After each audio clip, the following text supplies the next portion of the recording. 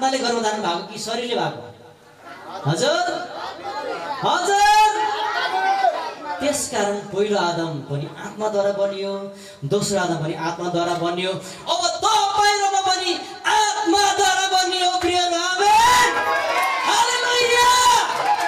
हामी आत्माद्वारा बनिनुपर्छ।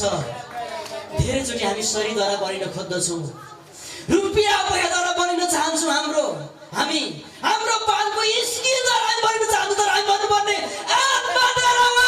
हालेलुया। हामी आत्माद्वारा बनिने हो, हामी आत्माद्वारा बनिने हो। तपाईँ र म आत्माद्वारा बनिने प्रिय, हामी आत्माद्वारा बनिने हो।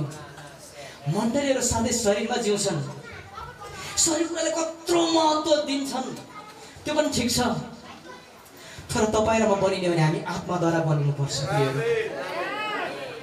मण्डलीबाट आत्माहरू घुम्दैछ, मण्डलीले भवनलाई प्राथमिकता दिँदैछ।